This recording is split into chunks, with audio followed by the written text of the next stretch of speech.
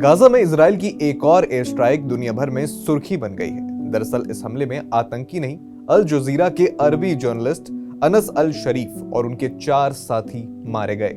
जहां इजरायली सुरक्षा बलों ने हमले की बात को मानते हुए दावा किया कि अनस अल शरीफ हमास के एक सदस्य थे और आतंकी गतिविधियों में शामिल थे। वहीं कई मानवाधिकार कार्यकर्ताओं का कहना है कि उन्हें गाजा युद्ध पर उनकी रिपोर्टिंग के लिए निशाना बनाया गया। अल जजीरा मीडिया नेटवर्क ने भी इजरायली दावे को खारिज करते हुए उसके पत्रकारों के खिलाफ उकसाने वाले अभियान चलाने का आरोप लगाया। बता दें कि रविवार देर शाम गाजा शहर के अल-शिफा अस्पताल के मेन गेट के बाहर बनाए गए तंबू पर हुए हमले में 7 लोग मारे गए थे।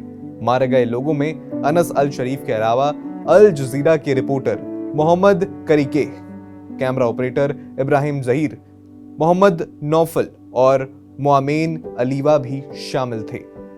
अनस अल शरीफ गाजा के एक मशहूर पत्रकार थे जिन्होंने अल जजीरा अरबी के लिए उत्तरी पट्टी से बड़े लेवल पर रिपोर्टिंग की। उन्होंने जिंदा रहते हुए अपने आखिरी सोशल मीडिया पोस्ट में कहा था कि लगातार बमबारी हो रही है। 2 घंटे से गाजा शहर पर इजरायली हमला तेज हो गया है। इसके बाद उसके अकाउंट से पोस्ट आने बंद हो गए और मौत की खबर आई।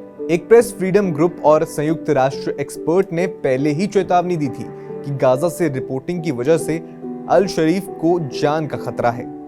अल जजीरा ने कहा कि अल शरीफ ने अपनी मौत की स्थिति में पोस्ट करने के लिए एक सोशल मीडिया मैसेज छोड़ा था जिसमें उन्होंने कहा था, ये मेरी इच्छा और मेरा अंतिम संदेश है। अगर मेरे ये शब्द आप तक पहुंच गए हैं तो आप समझ जाएं कि इजराइल ने मुझे मार डाला और मेरी आवाज को खामोश करने में कामयाब रहे।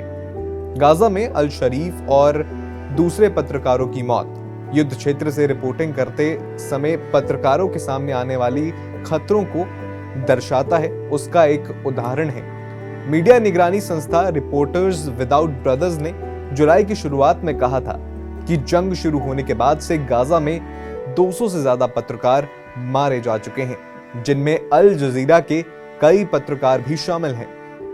यहां यह बताना जरूरी है कि इजराइल और अल जजीरा के बीच लंबे समय से तनावपूर्ण संबंध रहे हैं।